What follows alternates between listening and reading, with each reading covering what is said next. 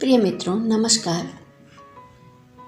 आज मैं आप लोगों के लिए प्रेमचंद की लिखी हुई एक कहानी पत्नी से पति लेकर प्रस्तुत हूँ। तो चलिए सुनिए कहानी पत्नी से पति।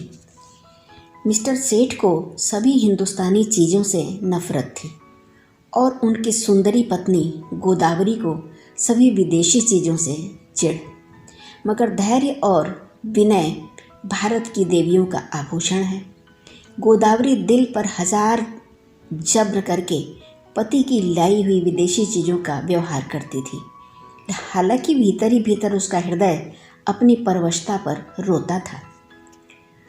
वह जिस वक्त अपने छज्जे पर खड़ी होकर सड़क पर निगाह दौड़ाती और कितनी ही महिलाओं को खद्दर की साड़ियाँ पहने गर्व से सिर उठाए चलते देखती, तो उसके भीतर की वेदना एक ठंडी आह बनकर निकल जाती थी। उसे ऐसा मालूम होता था कि मुझसे ज़्यादा बदनसीब औरत संसार में कोई नहीं है। मैं अपने देशवासियों की इतनी भी सेवा नहीं कर सकती। शाम को मिस्टर सेठ के आग्रह करने पर वह कहीं मनोरंजन या सैर के लिए जाती तो विदेशी कपड़े पहने हुए निकलते शर्म से उसकी गर्दन झुक जाती थी। वह पत्रों में महिलाओं के जोश भरे व्याख्यान पढ़ती तो उसकी आंखें जगमगा उठती। थोड़ी देर के लिए वह भूल जाती कि मैं यहाँ बंधनों में जकड़ी हुई हूँ। होली का दिन था। 8 बजे रात का समय। स्वदेश के नाम पर बिके हुए अनुरागियों का जुलूस आकर मिस्टर सेठ के मकान के सामने रुका और उसी चौराहे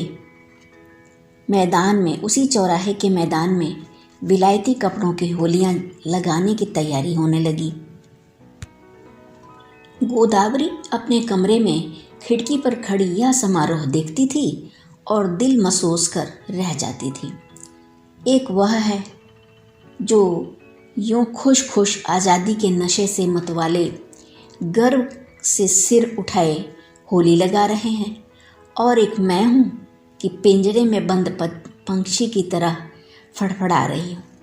इन तीलियों को कैसे तोड़ दूँ? उसने कमरे में निगाह दौड़ाई। सभी चीज़ें विदेशी थीं। स्वदेशी का एक सूत भी न था। यही चीज़ें वहाँ जलाई जा रही थीं और वही चीज़ें यहाँ उसके हृदय में संचित ग्लानि की भांति संदूकों में रखी हुई थी। उसके जी में एक लहर उठ रही थी कि इन चीज़ों को उठाकर उसी होली में डाल दें और उसकी सारी ग्लानि और दुर्बलता जलकर भस्म हो जाए। मगर पति की अप्रसन्नता के भय से उसका हाथ जकड़ा हुआ था। सहसा मिस्टर सेठ ने अंदर आकर कहा, जरा इन सिरफिरों को देखो, कपड़े जला रहे हैं। यह पागलपन, उन्माद और विद्रोह नहीं तो और क्या। किसी ने सच कहा है, हिंदुस्तानियों को न अक्ल आई है न आएगी। कोई कल भी तो सीधा नहीं। गोदावरी ने कहा, तुम भी हिंदुस्तानी हो? सेठ ने गर्म होकर कहा, हाँ, लेकिन मुझे हमेशा इसका खेद रहता है कि एक ऐसे अभागे देश में क्यों पैदा हुआ।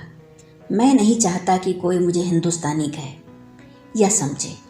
कम से कम मैंने आचार व्यवहार, वेशभूषा, रीति नीति, कर्म वचन में कोई ऐसी बात नहीं रखी जिससे हमें कोई हिंदुस्तानी होने का कलंक लगाए। पूछिए, जब हमें 8 आने गज में बढ़िया कपड़ा मिलता है तो हम क्यों मोटा टाट खरीदें? इस विषय में हर एक को पूरी स्वाधीनता होनी चाहिए। न जाने क्यों गवर्नमेंट ने इन दुष्टों को यहाँ जमा होने दिया। अगर मेरे हाथ में अधिकार होता तो सबों को जहन्नुम रसीद कर देता, तब आटे दाल का भाव मालूम होता। गोदावरी ने अपने शब्दों में तीक्ष्ण तिरस्कार भर के कहा, तुम्हें अपने भाइयों का जरा भी ख्याल नहीं आता? भारत के सिवा और कोई भी देश है जिस पर किसी दूसरी जाति का शासन हो? छोटे छोटे राष्ट्र भी किसी दूसरी जाति के गुलाम बनकर नहीं रहना चाहते। क्या एक हिंदुस्तानी के लिए यह लज्जा की बात नहीं है कि वह अपने थोड़े से फायदे के लिए सरकार का साथ देकर अपने ही भाइयों के साथ अन्याय करे? सेठ ने भौहें चढ़ाकर कहा, मैं इन्हें अपना भाई नहीं समझता। गोदावरी, आखिर तुम्हें सरकार जो वेतन देती है वह इन्हीं की जेब से तो आता है। सेठ, मुझे इससे कोई मतलब नहीं कि मेरा वेतन किसकी जेब से आता है। मुझे जिसके हाथ से मिलता है वह मेरा स्वामी है। न जाने इन दुष्टों को क्या सनक सवार हुई है। कहते हैं भारत आध्यात्मिक देश है। क्या आध्यात्मिकता की यही आशय है कि परमात्मा के विधानों का विरोध किया जाए? जब यह मालूम है कि परमात्मा की इच्छा के विरुद्ध एक पत्ती भी नहीं हिल सकती, तो यह कैसे मुमकिन है कि यह इतना बड़ा देश परमात्मा की मर्जी और बगैर अंग्रेज़ों के अधीन हो? परमात्मा की मर्जी के बगैर अंग्रेज़ों के अधीन हो? क्यों इन दीवानों को इतनी अक्ल नहीं आती कि जब तक परमात्मा की इच्छा न होगी कोई अंग्रेज़ों का बाल बांका भी नहीं कर सकेगा? गोदावरी, तो फिर क्यों नौकरी करते हो? परमात्मा की इच्छा होगी तो आप भोजन मिल जाएगा। बीमार होते हो तो क्यों दौड़े वैद्य के घर जाते हो? परमात्मा उन्हीं की मदद करता है जो अपनी मदद आप करते हैं। सेठ, बेशक करता है, लेकिन अपने घर में आग लगा देना, घर की चीज़ों को जला देना ऐसे काम हैं जिन्हें परमात्मा कभी पसंद नहीं कर सकता। गोदावरी,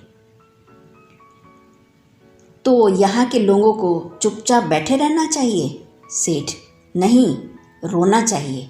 इस तरह रोना चाहिए जैसे बच्चे माता के दूध के लिए रोते हैं। सहसा होली चली। आग की शिखाएं आसमान से बातें करने लगी, मानो स्वाधीनता की देवी अग्नि वस्त्र धारण किए हुए आकाश के देवताओं से गले मिलने जा रही। दीनानाथ ने खिड़की बंद कर दी। उनके लिए यह दृश्य भी असह्य था। गोदावरी इस तरह खड़ी रही जैसे कोई गाय कसाई के खूंटे पर खड़ी हो। उसी वक्त किसी के गाने की आवाज़ आई, वतन की देखिए तकदीर कब बदलती है, वतन की देखिए तकदीर कब बदलती है। गोदावरी के विषाद से भरे हुए हृदय को एक चोट लगी। उसने खिड़की खोल दी और नीचे की तरफ झांका। होली अब भी जल रही थी और एक अंधा लड़का अपनी खंजरी बजाकर गा रहा था, वतन की देखिए तकदीर कब बदलती है। वह खिड़की के सामने पहुंचा तो गोदावरी ने पुकारा, ओ अंधे, खड़ा रह। अंधा खड़ा हो गया। गोदावरी ने संदूक खोला पर उसमें उसे 1 पैसा मिला। नोट और रुपए थे, मगर अंधे फकीर को नोट या रुपए देने का तो सवाल ही न था। वैसे अगर 2-4 मिल जाते तो इस वक्त वह ज़रूर दे देती, पर वहाँ 1 ही पैसा था। वह भी इतना घिसा हुआ कि कहार बाजार से लौटा लाया था। किसी दुकानदार ने न लिया था। अंधे को वह पैसा देते हुए गोदावरी को शर्म आ रही थी। वह जरा देर तक पैसे को हाथ में लिए संशय में खड़ी रही। तब अंधे को बुलाया और पैसा दे दिया। अंधे ने कहा, माताजी कुछ खाने को दीजिए, आज दिन भर से कुछ नहीं खाया। गोदावरी, दिन भर मांगता है तब भी तुझे खाने को नहीं मिलता? अंधा, क्या करूं माता, कोई खाने को नहीं देता। गोदावरी, इस पैसे का चबैना लेकर खा लेना। अंधा, खा लूँगा माताजी, भगवान आपको खुश रखे, अब यहीं सोता हूँ। दूसरे दिन प्रातःकाल कांग्रेस की तरफ से एक आम जलसा हुआ। मिस्टर सेठ ने विलायती दूध पाउडर विलायती ब्रश से दांतों पर मला, विलायती साबुन से नहाया, विलायती चाय विलायती प्यालों में पी, विलायती बिस्कुट विलायती मक्खन के साथ खाया, विलायती दूध पिया। फिर विलायती सूट धारण करके विलायती सिगार मुंह में दबाकर घर से निकले और अपनी मोटरसाइकिल पर बैठकर फ्लावर शो देखने चले गए। गोदावरी को रात भर नींद नहीं आई थी। दुराशा और पराजय की कठिन यंत्रणा किसी कोड़े की तरह उसके हृदय पर पड़ रही थी। ऐसा मालूम होता था कि उसके कंठ में कोई कड़वी चीज़ अटक गई है। मिस्टर सेठ को अपने प्रभाव में लाने की उसने वह सब योजनाएं की जो एक रमणी कर सकती है, पर उस भले आदमी पर उसके सारे हाव भाव, मृदु मुस्कान और वाणी विलास का कोई असर न हुआ। खुद तो स्वदेशी वस्त्रों के व्यवहार करने पर क्या राजी होते, गोदावरी के लिए एक खद्दर की साड़ी लाने पर भी सहमत नहीं हुए। यहाँ तक कि गोदावरी ने उनसे कभी कोई चीज़ मांगने की कसम खा ली। क्रोध और ग्लानि ने उनके मनोभावों को इस तरह विकृत कर दिया जैसे कोई मैली वस्तु निर्मल जल को दूषित कर देती है। उसने सोचा, जब यह मेरी इतनी सी बात नहीं मान सकते, तब फिर मैं क्यों इनके इशारों पर चलूं? क्यों इनकी इच्छाओं की लौंडी बनी रहूं? मैंने इनके साथ कुछ अपनी आत्मा नहीं बेची है। अगर आज ये चोरी या गबन करें तो क्या मैं सज़ा पाऊंगी? उसकी सज़ा ये खुद झेलेंगे। उसका अपराध इनके ऊपर आएगा। इन्हें अपने कर्म और वचन का अख्तियार है, मुझे अपने कर्म और वचन का अख्तियार। यह अपनी सरकार की गुलामी करें, अंग्रेज़ों की चौखट पर नाक रगड़ें, मुझे क्या गरज है कि उसमें उनका सहयोग करूं? जिसमें आत्माभिमान नहीं, जिसने अपने को स्वार्थ के हाथों बेच दिया, उसके प्रति अगर मेरे मन में भक्ति न हो तो मेरा दोष नहीं। यह नौकर है या गुलाम? नौकरी और गुलामी में अंतर है। नौकर कुछ नियमों के अधीन अपना निर्दिष्ट कार्य करता है। वह नियम स्वामी और सेवक दोनों पर ही लागू होते हैं। स्वामी अगर अपमान करे, अपशब्द कहे, तो नौकर उसको सहन करने के लिए मजबूर नहीं। गुलाम के लिए कोई शर्त नहीं, उसकी दैहिक गुलामी पीछे होती है, मानसिक गुलामी पहले ही हो जाती है। सरकार ने इनसे कब कहा है कि देशी चीज़ें न खरीदो? सरकारी टिकटों तक पर तो यह शब्द लिखे होते हैं, स्वदेशी चीज़ें खरीदो। इससे विदित है कि सरकार देशी चीज़ों का निषेध नहीं करती। फिर भी यह महाशय सुरखरू बनने की फिक्र में सरकार से भी 2 अंगुल आगे बढ़ना चाहते हैं। मिस्टर सेठ ने कुछ झेंपते हुए कहा, कल फ्लावर शो देखने चलोगी? गोदावरी ने विरक्त मन से कहा, नहीं, बहुत अच्छा तमाशा है, मैं कांग्रेस के जलसे में जा रही हूँ। मिस्टर सेठ के ऊपर यदि छत गिर पड़ी होती या उन्होंने बिजली का तार हाथ से पकड़ लिया होता तो भी वह इतने बदहवास न होते। आंखें फाड़कर बोले, तुम कांग्रेस के जलसे में जाओगी? हाँ, जरूर जाऊंगी। मैं नहीं चाहता कि तुम वहाँ जाओ। अगर तुम मेरी परवाह नहीं करते तो मेरा धर्म नहीं कि तुम्हारी हर एक आज्ञा का पालन करूं। मिस्टर सेठ ने आंखों में विष भरकर कहा, नतीजा बुरा होगा। गोदावरी मानो तलवार के सामने छाती खोलकर बोली, इसकी चिंता नहीं, तुम किसी के ईश्वर नहीं हो। मिस्टर सेठ खूब गर्म पड़े, धमकियां दी, आखिर मुंह फेर कर लेट रहे। प्रातःकाल फ्लावर शो जाते समय भी उन्होंने गोदावरी से कुछ न कहा। गोदावरी जिस समय कांग्रेस के जलसे में पहुंची तो कई हजार मर्दों और औरतों का जमाव था। मंत्री ने चंदे की अपील की थी और कुछ लोग चंदा दे रहे थे। गोदावरी उस जगह खड़ी हो गई जहां और स्त्रियां जमा थीं और देखने लगी कि लोग क्या देते हैं। अधिकांश लोग 2-2, 4-4 आना ही दे रहे थे। वहाँ ऐसा धनवान था ही कौन? उसने अपनी जेब टटोली तो 1 रुपया में निकला। उसने समझा यह काफ़ी है। इसी इंतजार में थी कि झोली सामने आए तो उसमें डाल दूं। सहसा वही अंधा लड़का जिसे कि उसने पैसा दिया था न जाने किधर से आ गया और ज्यों ही चंदे की झोली उसके सामने पहुंची उसने उसमें कुछ डाल दिया। सबकी आंखें उसकी तरफ उठ गई। सबको कुतूहल हो रहा था कि अंधे ने क्या दिया। कहीं एक आध पैसा मिल गया होगा, दिन भर गला फाड़ता है, तभी तो उस बेचारे को रोटी नहीं मिलती। अगर यही गाना पिशवाज और साज के साथ किसी महफिल में होता तो रुपए बरसते, लेकिन सड़क पर गाने वाले अंधे की कौन परवाह करता है। झोली में पैसा डालकर अंधा वहाँ से चल दिया और कुछ दूर जाकर गाने लगा, वतन की देखिए तकदीर कब बदलती है। सभापति ने कहा, मित्रों देखिए, यह वह पैसा है जो एक गरीब अंधा लड़का इस झोली में डाल गया है। मेरी आंखों में इस एक पैसे की कीमत किसी अमीर के 1000 रुपये से कम नहीं। शायद यही इस गरीब की सारी बिसात होगी। जब ऐसे गरीबों की सहानुभूति हमारे साथ है तो मुझे सत्य की विजय में कोई संदेह मालूम नहीं होता। हमारे यहाँ क्यों इतने फ़कीर दिखाई देते हैं? या तो इसलिए कि समाज में इन्हें कोई काम नहीं मिलता, या दरिद्रता से पैदा हुई बीमारियों के कारण यह अब इस योग्य ही नहीं रह गए कि कुछ काम करें, या भिक्षावृत्ति ने इनमें कोई सामर्थ्य ही नहीं छोड़ी। स्वराज्य के सिवा इन गरीबों का अब उद्धार कौन कर सकता है? देखिए, वह गा रहा है, वतन की देखिए तकदीर कब बदलती है।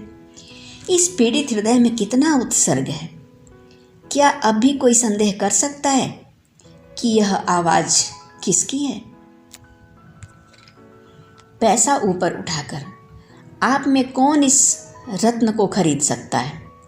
गोदावरी के मन में जिज्ञासा हुई, क्या यह वही पैसा तो नहीं जो रात मैंने उसे दिया था? क्या उसने सचमुच रात को कुछ नहीं खाया?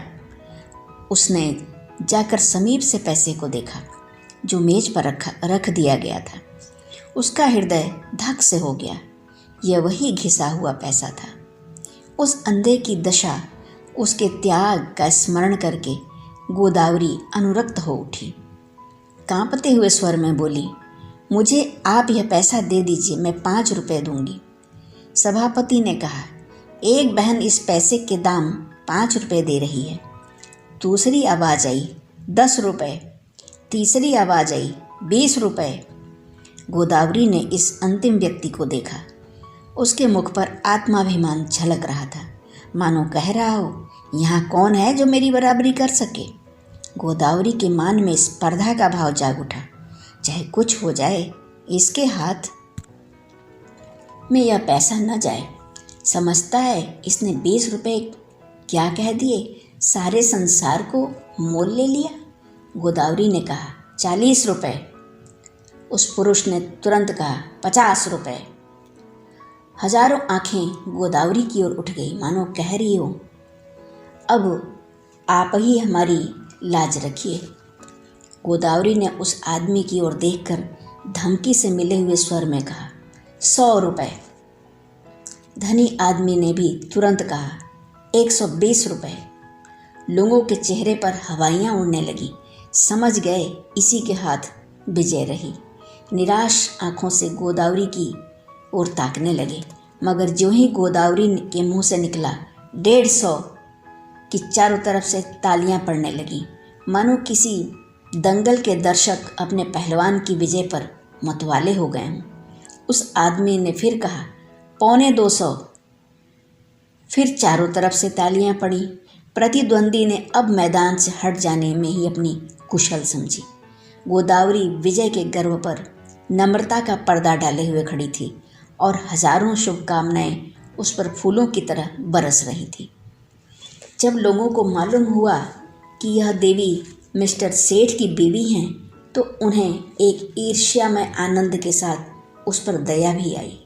मिस्टर सेठ अभी फ्लावर शो में ही थे कि एक पुलिस के अफसर ने उन्हें यह घातक संवाद सुनाया। मिस्टर सेठ सकते में पड़ गए, मानो सारी देह शून्य पड़ गई हो। फिर दोनों मुट्ठियां भींच ली, दांत पीसे, होंठ चबाए और उसी वक्त घर चले। उनकी मोटरसाइकिल कभी इतनी तेज न चली थी। घर में कदम रखते ही उन्होंने चिंगारियां भरी आंखों से देखते हुए कहा, क्या तुम मेरे मुंह पर कालिख पुतवाना चाहती हो? गोदावरी ने शांत भाव से कहा, कुछ मुंह से तो कहो या गालियां ही दिए जाओगे? तुम्हारे मुंह में कालिख लगेगी तो क्या मेरे मुंह में ना लगेगी? तुम्हारी जड़ खोदेगी तो मेरे लिए कोई दूसरा कौन सा सहारा है? मिस्टर सेठ, सारे शहर में तूफान मचा हुआ है, तुमने मेरे रुपए दिए क्यों? गोदावरी ने उसी शांत भाव से कहा। इसलिए कि मैं उसे अपना ही रुपया समझती हूँ। मिस्टर सेठ दांत किटकिटाकर बोले, हरगिज़ नहीं, तुम्हें मेरा रुपया खर्च करने का कोई हक नहीं। गोदावरी, बिल्कुल गलत। तुम्हारे रुपए खर्च करने का तुम्हें जितना अख्तियार है उतना ही मुझको भी है। हाँ, जब तलाक का कानून पास करा लोगे और तलाक दे दोगे तब न रहेगा। मिस्टर सेठ ने अपना हैट इतने ज़ोर से मेज पर फेंका कि वह लुढ़कता हुआ ज़मीन पर गिर पड़ा और बोले, मुझे तुम्हारी अक्ल पर अफसोस आता है। जानती हो तुम्हारी इस उद्दंडता का क्या नतीजा होगा? मुझसे जवाब तलब हो जाएगा। बतलाओ क्या जवाब दूंगा? जब यह जाहिर है कि कांग्रेस सरकार से दुश्मनी कर रही है तो कांग्रेस की मदद करना सरकार के साथ दुश्मनी करना है। तुमने तो नहीं की कांग्रेस की मदद, तुमने तो की। इसकी सज़ा मुझे मिलेगी या तुम्हें? अगर मैं चोरी करूं तो क्या तुम जेल जाओगे? चोरी की बात और है, यह बात और है। तो क्या कांग्रेस की मदद करना चोरी या डाके से भी कहीं बुरा है? हाँ, सरकारी नौकर के लिए चोरी या डाके से भी कहीं बुरा है। मैंने यह नहीं समझा था। अगर तुमने यह नहीं समझा था तो तुम्हारी ही बुद्धि का भ्रम है। रोज़ अखबारों में देखती हो, फिर भी मुझसे पूछती हो। एक कांग्रेस का आदमी प्लेटफार्म पर बोलने खड़ा होता है तो 20 सादे कपड़े वाले पुलिस अफसर उसकी रिपोर्ट लेने बैठते हैं। कांग्रेस के सरगनाओं के पीछे कई कई मुखबिर लगा दिए जाते हैं जिनका काम यही है कि उन पर कड़ी निगाह रखें। चोरों के साथ तो इतनी सख्ती कभी नहीं की जाती, इसलिए हजारों चोरियां और डाके और खून रोज होते रहते हैं। किसी का कुछ पता नहीं चलता, न पुलिस इसकी परवाह करती है।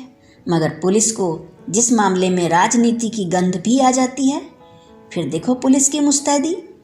इंस्पेक्टर जनरल से लेकर कांस्टेबल तक एड़ियों तक का जोर लगाते हैं।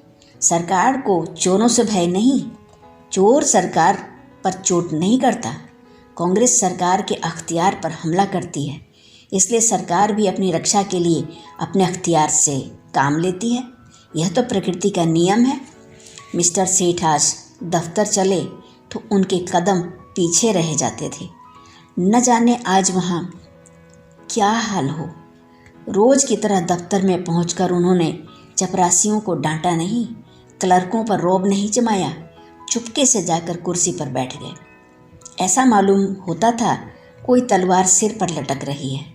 साहब की मोटर की आवाज़ सुनते ही उनके प्राण सूख गए। रोज़ वह अपने कमरे में बैठे रहते थे। जब साहब आकर बैठ जाते थे तब आध घंटे के बाद मिसलें लेकर पहुंचते थे। आज वह बरामदे में खड़े थे। साहब उतरे तो झुककर उन्होंने सलाम किया, मगर साहब ने मुंह फेर लिया। लेकिन वह हिम्मत नहीं हारे, आगे बढ़कर पर्दा हटा दिया। साहब कमरे में गए तो सेठ साहब ने पंखा खोल दिया, मगर जान सूखी जाती थी कि देखें कब सिर पर तलवार गिरती है। साहब ज्यों ही कुर्सी पर बैठे, सेठ ने लपक कर सिगार केस और दिया सलाई मेज पर रख दी। एकाएक ऐसा मालूम हुआ मानो आसमान फट गया हो। साहब गरज रहे थे, तुम दगाबाज आदमी हैं। सेठ ने इस तरह साहब की तरफ देखा जैसे उनका मतलब नहीं समझे। साहब फिर गरज कर बोला, तुम दगाबाज आदमी हैं। मिस्टर सेठ का खून गर्म हो उठा। बोले, मेरा तो ख्याल है मुझसे बड़ा राजभक्त इस देश में न होगा। साहब, तुम नमक हराम आदमी हैं। मिस्टर सेठ के चेहरे पर सुर्खी आई। अब व्यर्थ ही अपनी जबान खराब कर रहे हैं। साहब, तुम शैतान आदमी हैं। मिस्टर सेठ की आंखों में सुर्खी आई। आप मेरी बेइज्जती कर रहे हैं। ऐसी बात सुनने की मुझे आदत नहीं है। साहब, चुप रहो, यू ब्लडी। तुमको सरकार 500 रुपये इसलिए नहीं देता कि तुम अपने वाइफ के हाथ से कांग्रेस को चंदा दिलवाए। तुमको इसलिए सरकार रुपया नहीं देता। मिस्टर सेठ को अब अपनी सफाई देने का अवसर मिला। बोले, मैं आपको विश्वास दिलाता हूँ कि मेरी वाइफ ने सरासर मेरी मर्जी के खिलाफ रुपए दिए हैं। मैं तो उस वक्त फ्लावर शो देखने गया था जहाँ मिस फ्रांक का गुलदस्ता 5 रुपए में लिया। वहाँ से लौटा तो मुझे यह खबर मिली। साहब, ओ तुम हमको बेवकूफ़ बनाता है।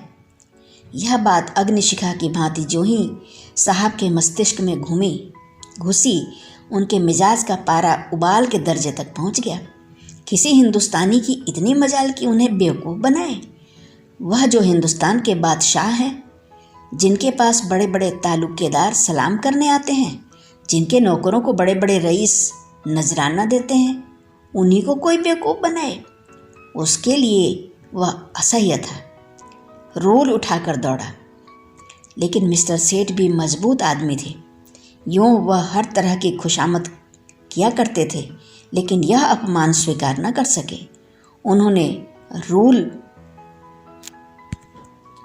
को तो हाथ पर लिया और एक डग आगे बढ़कर ऐसा घूंसा साहब के मुंह पर रसीद किया कि साहब की आंखों के सामने अंधेरा छा गया। वह इस मुष्टि प्रहार के लिए तैयार न थे। उन्हें कई बार इसका अनुभव हो चुका था कि नेटिव बहुत शांत, दब्बू और गमखोर होता है। विशेषकर साहबों के सामने तो उसकी जबान तक नहीं खुलती। कुर्सी पर बैठकर नाक का खून पोंछने लगे। फिर मिस्टर सेठ से उलझने की उसकी हिम्मत नहीं पड़ी, मगर दिल में सोच रहा था इसे कैसे नीचा दिखाऊं। मिस्टर सेठ भी अपने कमरे में आकर इस परिस्थिति पर विचार करने लगे। उन्हें बिल्कुल खेद न था, बल्कि वह अपने साहस पर प्रसन्न थे। इसकी बदमाशी तो देखो, मुझ पर रूल चला दिया। जितना दबता था उतना ही दबाया जाता था। मैम यारों को लिए घुमा करती हैं, उससे बोलने की हिम्मत नहीं पड़ती। मुझसे शेर बन गया, अब दौड़ेगा कमिश्नर के पास, मुझे बर्खास्त कराए बगैर न छोड़ेगा। यह सब कुछ गोदावरी के कारण हो रहा है। बेइज्जती तो हो ही गई, अब रोटियों को भी मोहताज होना पड़ेगा। मुझसे तो कोई पूछेगा भी नहीं। बर्खास्तगी का परवाना आ जाएगा, अपील कहाँ होगी। सेक्रेटरी हैं हिंदुस्तानी, मगर अंग्रेज़ों से भी ज़्यादा अंग्रेज़। होम मेंबर भी हिंदुस्तानी हैं, मगर अंग्रेज़ों के गुलाम। गोदावरी के चंदे का हाल सुनते ही उन्हें जूड़ी चढ़ जाएगी। न्याय की किसी से आशा नहीं। अब यहाँ से निकल जाने में ही कुशल है। उन्होंने तुरंत एक इस्तीफ़ा लिखा और साहब के पास भेज दिया। साहब ने उस पर लिख दिया, बर्खास्त। दोपहर को जब मिस्टर सेठ मुंह लटकाए हुए घर पहुंचे तो गोदावरी ने पूछा, आज जल्दी कैसे आ गए? मिस्टर सेठ बहकती हुई आंखों से देखकर बोले, जिस बात पर लगी थी वह हो गई, अब रो सिर पर हाथ रख के। गोदावरी, बात क्या हुई, कुछ कहो भी तो। सेठ, बात क्या हुई? उसने आंखें दिखाई, मैंने चांटा जमाया और इस्तीफ़ा देकर चला आया। गोदावरी, इस्तीफ़ा देने की क्या जल्दी थी? सेठ, और क्या, सिर के बाल नुचवाता? तुम्हारा यही हाल है तो आज नहीं तो कल अलग होना ही पड़ता। गोदावरी, खैर जो हुआ अच्छा हुआ, अच्छा ही हुआ। आज से तुम भी कांग्रेस में शरीक हो जाओ। सेठ ने ऊँट चबाकर कहा, लजाओगी तो नहीं, ऊपर से घाव पर नमक छिड़कती हो। गोदावरी, लजाऊं क्यों, मैं तो खुश हूँ कि तुम्हारी बेड़ियाँ कट गई। सेठ, आखिर कुछ सोचा है कैसे काम चलेगा? गोदावरी, सब सोच लिया है, मैं चलाकर दिखा दूंगी। हाँ, मैं जो कुछ कहूँ वह तुम किए जाना। अब तक मैं तुम्हारे इशारे पर चलती थी, अब से तुम मेरे इशारे पर चलना। मैं तुमसे किसी बात की शिकायत न करती थी। तुम जो कुछ खिलाते थे खाती थी, जो कुछ पहनाते थे पहनती थी। महल में रखते महल में रहती, झोपड़ी में रखते झोपड़ी में रहती। उसी तरह तुम भी रहना। जो काम करने को कहूँ वह करना, फिर देखूँ कैसे काम नहीं चलता। बड़प्पन सूट बूट और ठाट बाट में नहीं है। जिसकी आत्मा पवित्र हो वही ऊंचा है। आज तक तुम मेरे पति थे, आज से मैं तुम्हारी पति हूँ। सेठ जी उसकी ओर स्नेह की आंखों से देखकर हंस पड़े। धन्यवाद। अभी आप सुन रहे थे कहानी मुंशी प्रेमचंद की पत्नी से पति। मित्रों, अगर आपको ये कहानी पसंद आए तो अपने मित्रों के साथ साझा अवश्य कीजिएगा और मेरे चैनल को सब्सक्राइब। आपका बहुत बहुत धन्यवाद।